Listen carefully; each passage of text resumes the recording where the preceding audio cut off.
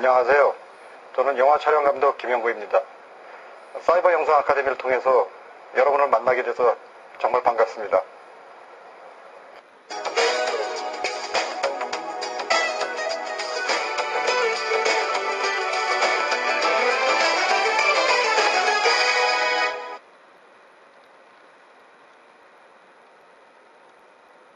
사실 영화의 시작은 시나리오거든요. 근데 이제 시나리오는 아시다시피 문자로 되어 있어요. 그래서 그 시나리오를 가지고 실제 가장 구체적으로 시각화시키는 그런 작업이 촬영이라고 생각이 됩니다. 감독이 콘티를 짜오고 과연 이 영화를 어떻게 무슨 컨셉으로 어떤 비주얼 컨셉으로 찍느냐 이런 것을 결정하고 과연 무엇을 어떻게 찍느냐 이런 시각화의 과정이 영화 촬영이라고 생각합니다. 영화 작업이라는 게 여러분도 알다시피 굉장히 여러 사람이 작업을 하게 되거든요. 또 영화 한 편을 만들기 위해서 시나리오 때부터 촬영장에서도 서로 이제 대등한 관계의 서클 이론이니까 이렇게 찍자 저렇게 찍자 막 서로 치고받고 싸우면서 근데 그런 사람들과 사람들하고 부딪히면서 어떤 작업을 하는 것이 굉장히 마음에 들었었어요. 근데 당연히 이제 영화를 촬영하다 보니까 저한테 이제 카메라가 오게 되죠. 제가 이제 사진을 전공했으니까. 그때 제가 첫 번째 단편 영화를 찍을 때 카메라를 탁 필름을 장진하고 첫 카트부터 이 팬이었었어요. 이게 카메라가 옆으로 쫙 이동하는 거죠. 카메라를 탁 당기니까 쫙 하는 8mm였었는데 그때만 해도 8mm 필름은 거의 우리 약지 손톱만 할 정도로 아주 작은 필름이에요. 그거를 찍을 때 쫙 하는 느낌과 함께 팬이라는 거 그 팬이라는 것은 카메라가 움직인다는 거고 카메라 움직임이 거기에 담겨진다는 거거든요. 실제 영화에는 카메라가 움직일 수도 있고 그 안에 연기자니 어떤 움직임들이 이제 들어가게 되는데 나의 의지에 있을 카메라의 움직임이 찍혀진다는 그 자체가 스틸하고는 근본적으로 좀 다르더라고요. 나의 의도가 과연 어떤 속도로 어떤 방법으로 팬을 하느냐 혹은 그 이외에 이제 트래킹이니 카메라가 움직이는 많은 요소들이 있겠죠. 그러면서 영화에 사실 이제 빠져들기 시작하고 그 이후에 이제 영화가 하나의 매체로서 어떤 힘을 갖는다는 거. 점점 이제 영화에 제가 빠져들기 시작을 했죠. 미국에서의 아메리칸 필름 인스티튜트라는 학교, 그 학교는 특별한 게 UCLA나 USC 혹은 NIU라는 이런 영화 학교는 종합대학내에 있는데 반해서 이 AFI는 완전히 독립된 영화 학교예요. 그 다음에 전공 자체도 디렉팅, 프로듀싱, 시네마토그래피, 프로덕션 디자인, 스크린라이팅, 에디팅 해가지고 완전히 전문화되어 있어서 시네마토그래피 과정을 3년을 마치고 마스터 오브 파인 아트라고 해가지고 이제 MFA 디그리를 받았죠. 사실 거기에서 제가 공부한 가장 중요한 것은 라이팅인 것 같아요. 뭔가 컨셉을 잡고 거기에 맞는 라이팅을 하는 이런 것들은 제가 갖지 못했었는데 AFI 과정을 통해서 촬영 감독 시스템이죠.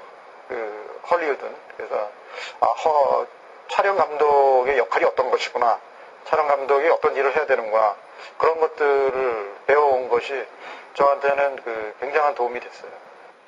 우연한 여행이라는 작품을 가지고 35mm 이제 데뷔를 했죠.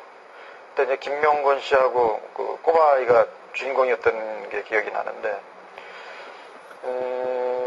그때 정말 힘들었던 것이 어쨌든 촬영팀은 구성을 할 수 있었는데, 조명팀도 만들어야 되고 기타 이제 다른 스텝도 꾸려야 되는데, 그때 제가 촬영협회 회원이 아니라서 그런지 어느 조명기사도 같이 하려고 들지 않고 또 다른 스태프들도 제가 어쨌든 바깥에 있는 사람이라 그런지 정말 스태프 구하기가 힘들었어요. 그래서 그 당시 진짜 너무 힘들게 데뷔작을 했던 기억이 나네요. 저 같은 사람이 한두 명씩 이제 나오기 시작하고 유학파 내지는 혹은 그 이후에 이제 학교에서도 촬영술을 배울 수 있는 기회가 점점 생겼어요. 꼭 조수 생활을 통해서, 그러니까 도제 시스템화에서 하지 않아도 이제 촬영 감독이 될 수 있는 그런 기회들이 부여되고, 사실 저는 그게 굉장히 자연스러운 것이라고 생각이 돼요.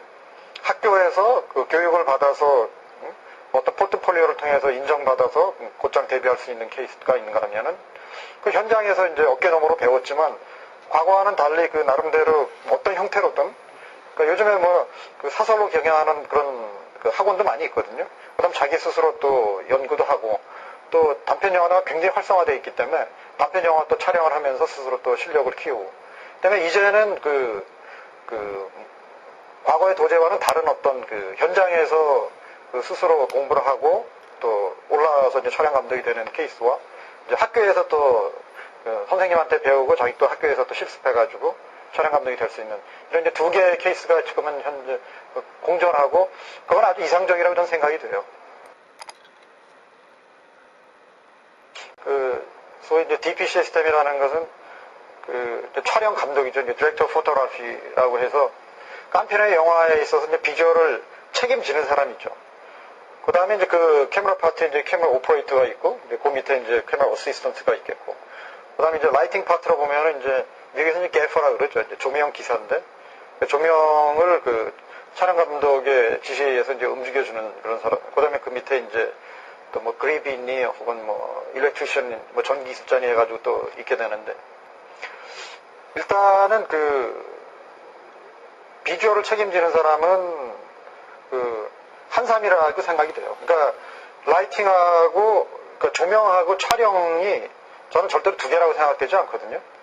지금 이제 그동안 이제 조명은 조명팀이하고 촬영은 촬영팀이하고 이렇게 나눠지는 개념이 저는 이제는 사실 과거에는 그랬을 수도 있어요. 근데 이제 현재나 앞으로 좀 더 나은 화면을 만들기 위해서는 그 두 개가 하나여야지 되고, 그거는 어떤 한 사람에 의해서, 그러니까 결국은 크리에이티브를 가진 어떤 창의력이 있는 일종의 뭐 아티스트일 수도 있고, 그러니까 한 사람에 의해서 그게 컨트롤이 되는 것이 맞다라는 생각을 하고, 그게 곧 이제 촬영 감독이 할 일이라고 생각이 되죠.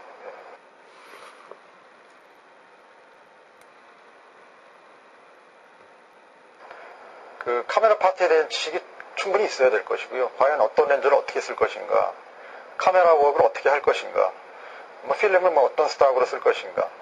그 다음에 현상에서 요즘에 노멀 현상 외에 다른 현상들도 많이 있거든요. 과연 현상은 또 어떤 걸 선택할 것인가.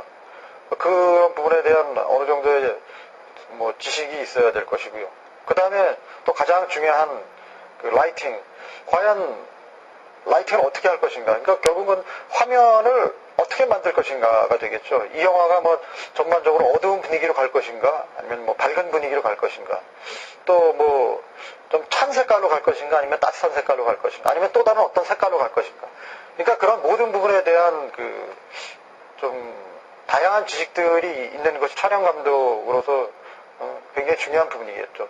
또한 그 외에 어떤 뭐 인문학적인, 사회적인 어떤 뭐 음악, 예술 이런 다양한 부분에 대해서 다 어느 정도 지식이 있으면은 실제 아까도 말씀드렸지만 촬영 감독은 크리에이티브, 그러니까 창의력을 가져야 되거든요. 그런 부분이 아마도 그런 창의력을 표현하는데 굉장히 커다란 역할을 한다고 저는 생각이 돼요.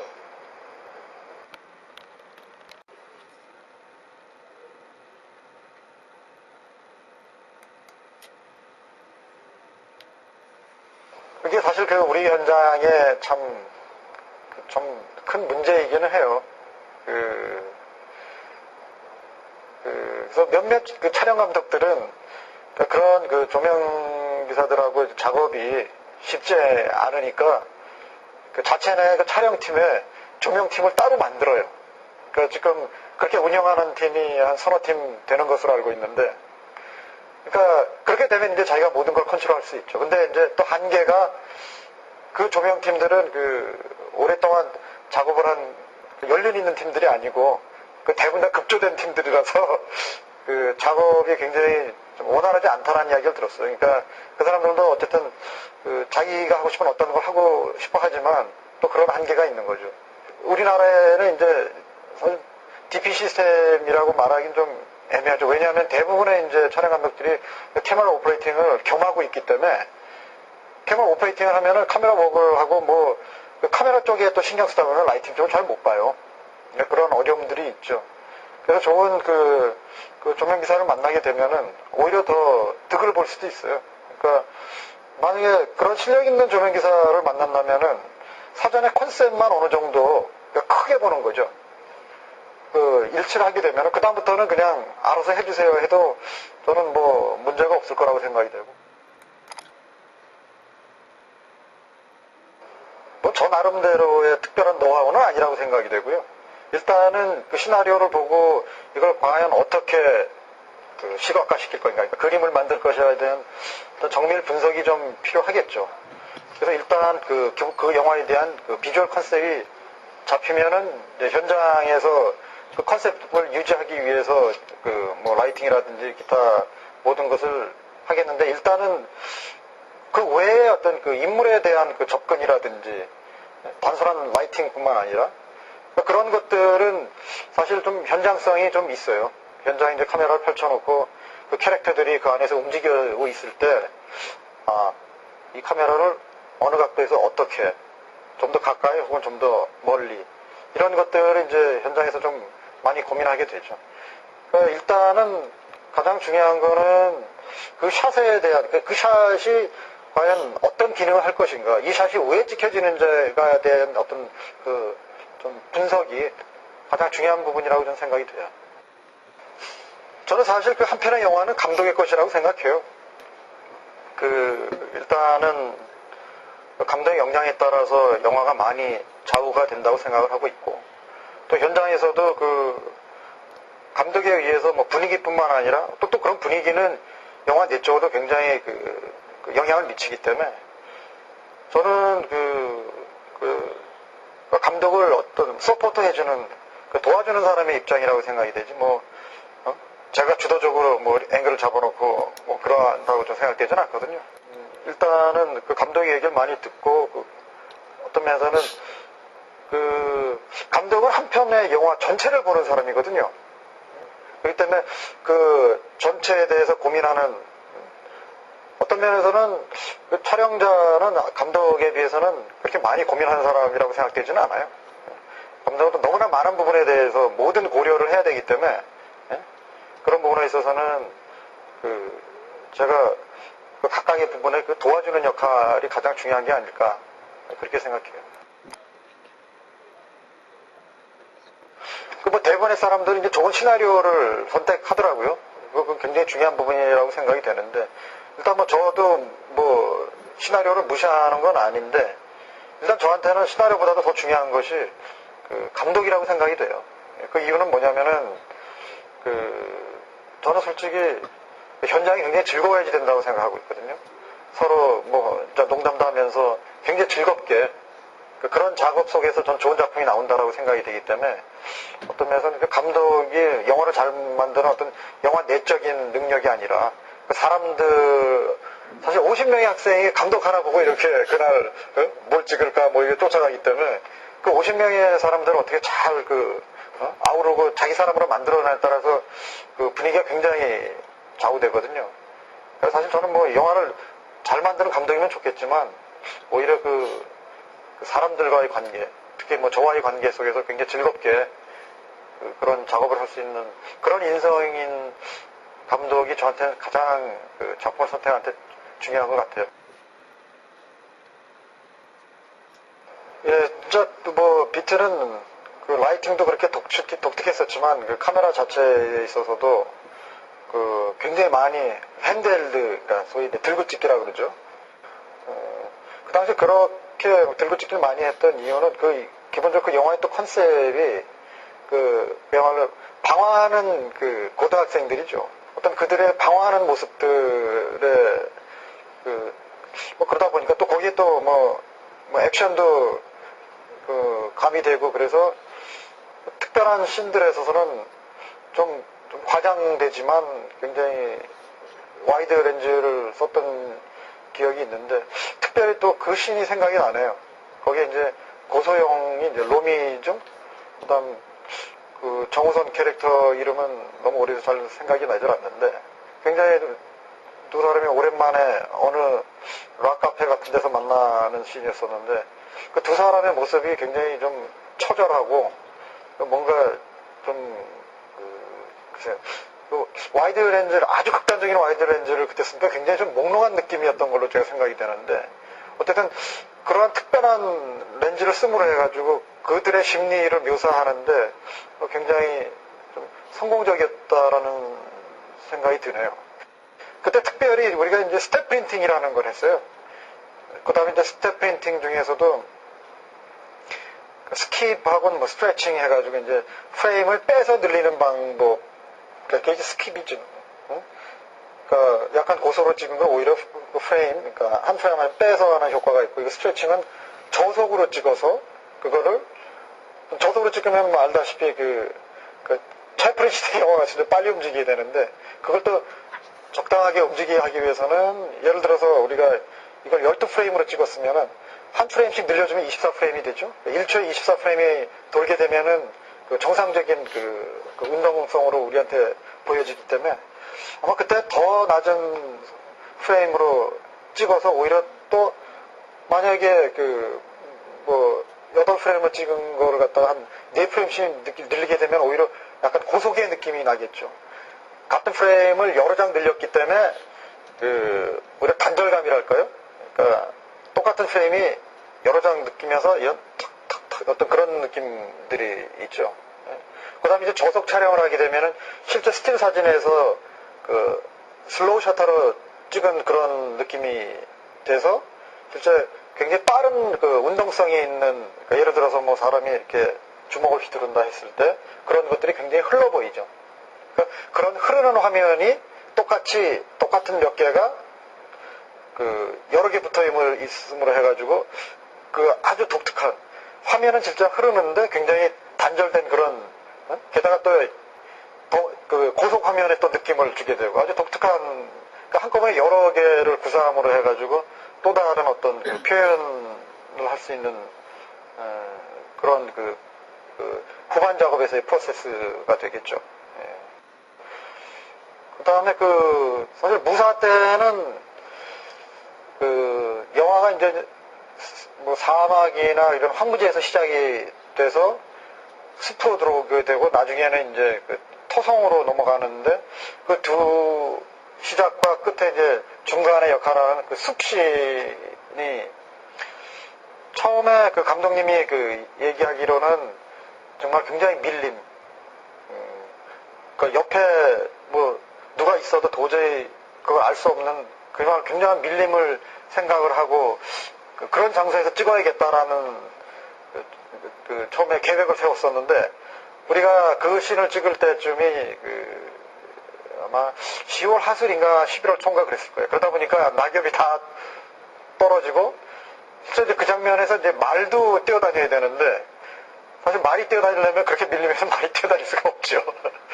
그러다 보니까 또 평평한 장소로 우리가 헌팅을 했어요. 그래가지고 결국은 또 나무를 뽑아다가 우리가 이제 세팅을 해놨는데 원하는 대로 그런 아주 밀림에서 누가 옆에 지나가도 모르는 그런 분위기를 창출해낼 수가 없었어요. 그래가지고 이걸 어떻게 고민을 하다가 제가 아주 극단적인 망원 렌즈로 몇 카트를 찍어서 이렇게 찍으면 어떻겠냐 했더니 그 감독이 굉장히 좋아하더라고요. 그래가지고 아주 극단적인 망원으로 부분만 해가지고 그 씬을 만들어냈었는데 결과적으로는 그 씬에 대해서 굉장히 오히려 굉장히 우려하고 걱정했던 씬이었는데 그 씬이 굉장히 좋았다라는 얘기를 또 들었어요. 그러니까 그건 어떤 면에서는 빛에서의 어떤 와이드와는 완전히 다른 굉장히 초광각 렌즈 가지고 아주 부분적으로만 조여주면서 굉장히 답답한 느낌을 주는 그런 효과를 봤죠.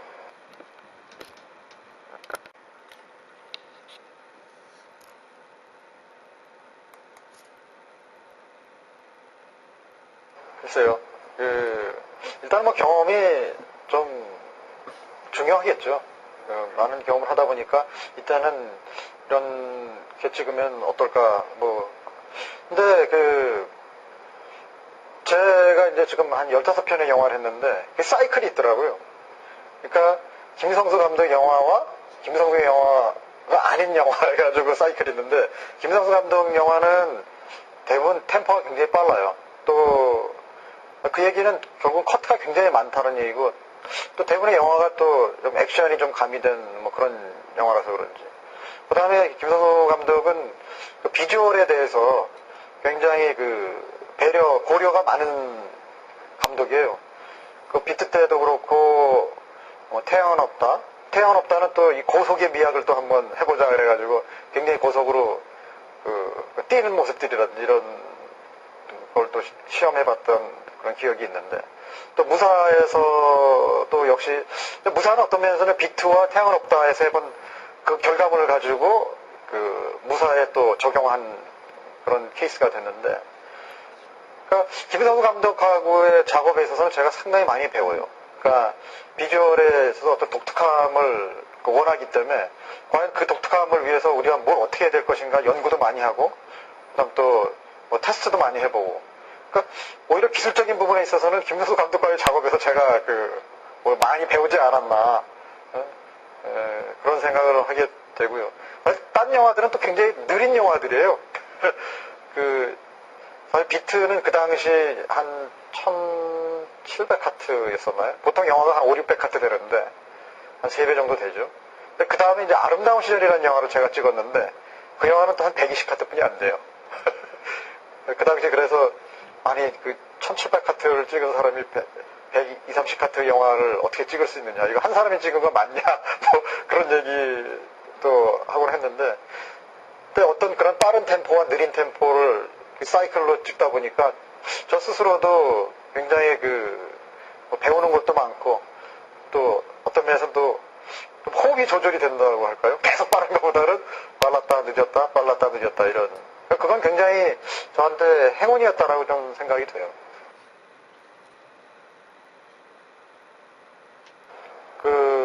무사의 영화에 시작되는 그 중해의 사막은 정말 한여름에 그 지표 표면 온도가 거의 45도를 육박할 정도로 굉장히 힘든 날이었어요. 진짜 그 땡볕에서 그냥 어스렁어스렁 다들 걸어다니면서 참 힘들게 찍은 기억이 나는데, 뭐 아시다시피 사막은 그냥 다 온통 허옇잖아요.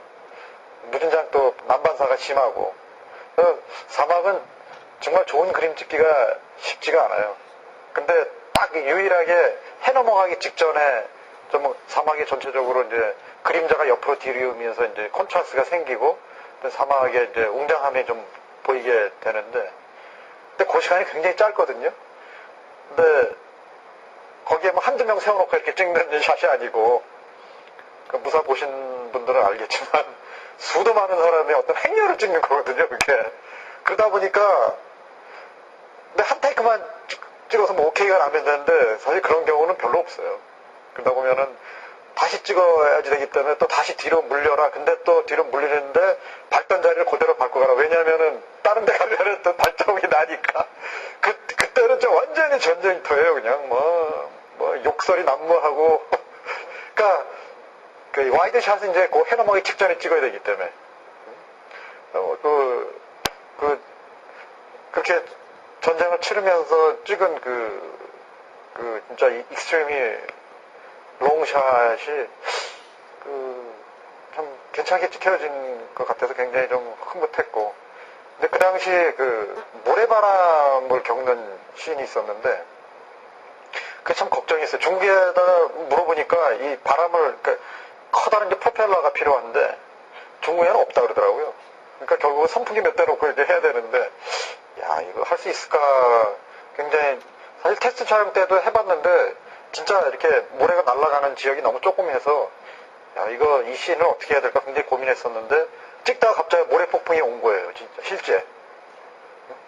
근데 이 모래 폭풍에서 철수를 해야 되는데, 오히려, 야, 이거 놓치면 안 되겠다. 찍자 해가지고 모래 폭풍에 모래를 뒤집어 쓰면서, 많은 샷들을 찍었는데, 사실 편집돼가지고 본 부분은 굉장히 짧아요.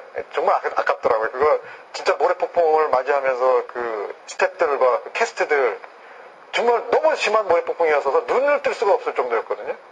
그렇게 어렵게 찍었고 또 떼다 해가지고 무진장 많이 찍었는데 결국 영화에 아주 짧게만 보여줘가지고 굉장히 좀 안타깝고.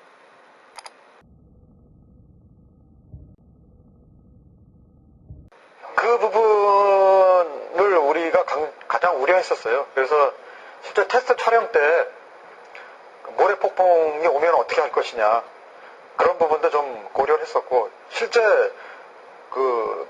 거기 모래는 굉장히 미세해가지고 그때가 2000년인데 그때 신은 운동화에서 아직도 모래가 나와요. 그 정도로 아주 작은 모래가 신발 속에 들어갔는데, 그래서 굉장히 우리가 그 부분에 대해서 신경을 많이 썼어요. 그래가지고 그 모래가 들어가지 않게 완벽하게 커버를 할 수 있는 커버를 따로 특수한 어떤 재질이 있어요. 그걸로 또 제작을 했고, 그 다음에 이제 그 테이프도 이제 갈면서 소관이 드러나 보이잖아요. 그때 모래가 또 들어갈 수 있잖아요. 그러니까 우리는 이제 필름 매거진을 이제 교환하면서 뚜껑을 이제 열게 되는데, 그때가 가장 위험한 시절이 그거 작업이거든요. 일종의 비닐 하우스 같은 걸 만들었어요.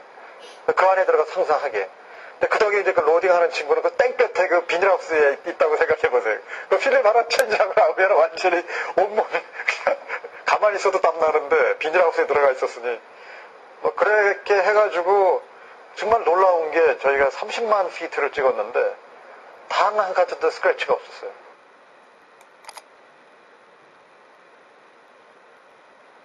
지금 저희는 보통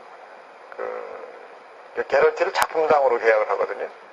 그러니까 보통 이제 한 3, 4개월 걸린다라고 영화사는 얘기를 하죠. 그래서 좋습니다 하고 하는데, 무사도 실제보다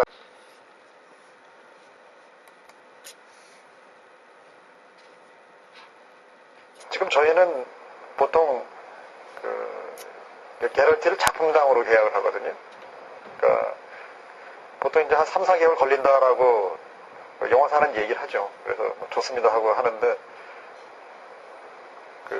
무사도 실제보다 한 달 이상 길어졌고, 이번에 살인의 추억도 실제 한 75회 한 4개월 했는데 105회인가 그렇다 그러더라고요.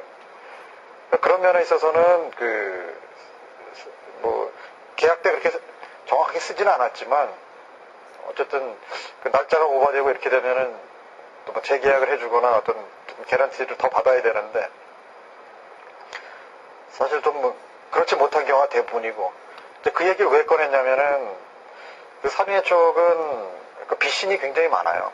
그 다음에 영화 자체가 햇빛이 쨍한 날을 찍지 않기 위해서 굉장히 노력을 했어요. 영화 전반적인 분위기 때문에. 낮에 거기서 이제 여중생이 죽은 그 씬이 있는데, 그 씬은 실제 3번 만에 우리가 찍을 수 있었어요. 첫 번째는 그 씬이 좀 사람이 많이 나와요. 동네 구경꾼들도 나오고, 형사니, 경찰 전경해가지고, 한 수십 명, 수백 명 나오는 그런 몹씬에다가, 그 당시에 차도 이렇게 세팅을 해야 되고, 그러니까 굉장히 돈이 많이 들어가는 씬인데, 햇볕이 쨍 해가지고 감독하고 둘이, 야, 이거 오늘 찍어야 되는 거야. 어떻게 해야 되지? 고민을 무진장 하다가 프로듀서한테 얘기해서 그냥 접자. 프로듀서는 진짜 그날 그렇게 프로덕션 비용이 많이 깨지는 그런 날인데 접어야 되니까 되게 진짜 좀 마음이 아프죠. 근데 그 다음에 스케일을 잡았는데 또 그런 거예요. 그날은 도저히 한 카트도 안 찍으면 안 되겠다 싶어가지고, 버터플라이라고 해가지고 커다란 천이 있어요. 하얀색 천. 그걸 가지고 이제 나무 가지에다가 이렇게 좀 해가지고 그림자를 어느 정도 만들어서 요 부분 안에서만 한 카트 찍어보자. 근데 역시 퀄리티가 그런 느낌이 안 들더라고요. 결국 이제 그날도 안 되겠는데 하고 또 접었죠. 그러다 보니까 프로듀서가 3번째는 흐린 날 나가자. 그래가지고 언제 촬영을 나갈지 모르는 상태에서 스탠바이, 그래서 영화가 꽤 늦어졌었는데, 그러면서 또 이제 좀 제작비도 또 늘어났겠죠.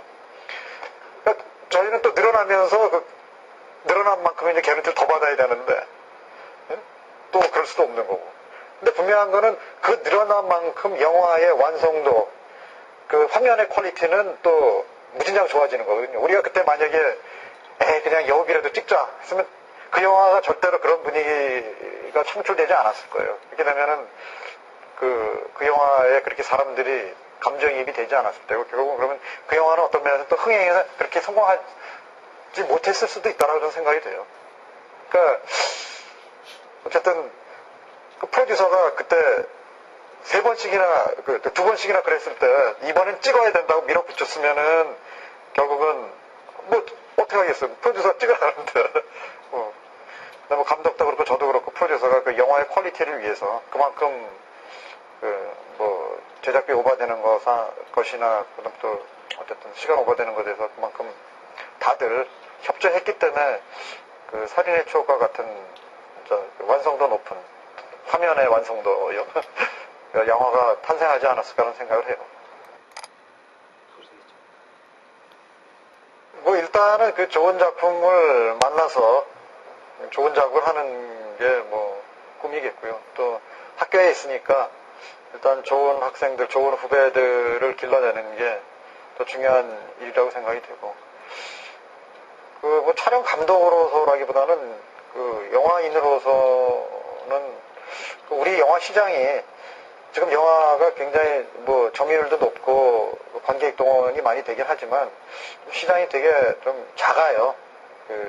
뭐 인구도 그렇고 전체적으로 아시다시피 그 헐리우드 영화는 전 세계가 시장이잖아요. 그러다 보니까 그 필름 한 벌 그 프린트 뜨는데 드는 비용은 얼마 안 되지만 그 안에 담겨진 컨텐츠는 그 진짜 무한할 정도로 가치가 있는 거거든요. 우리의 그 컨텐츠, 우리의 영화를 좀 더 가치 있게 만들고 또 그거를 그러니까 결국은 이제 우리나라 바깥에 좀 수출을 해야 되겠죠. 그러니까 일본 혹은 뭐 중국 혹은 홍콩 좀 생김새가 비슷해서 또 나름대로 또 그 시장성이 있기 때문에 그래서 그렇게 좀 시장을 높여가면서 인적 교류, 제가 이제 중국의 첸카이어 감독하고 작업을 했듯이 뭐 그런 인적 교류, 어떤 그런 영화 교류가 있으면 인적 교류도 좀 생긴다고 생각이 돼요. 또 궁극적으로는 뭐 헐리우드 영화와 또 뭐 어떤 합작을 통해서라든지 그래서 좀 시장을 좀 넓히고 혹은 그것을 통해서 또 인적 교류도 좀 있고 그러면서 또 뭐 영화 선진국 혹은 또 뭐 우리도 가르쳐 줄 게 있을 테고 뭐 그런 그 좀 더 좀 확대되는 그런 것이 뭐 영화인으로서는 좀 바람이네요.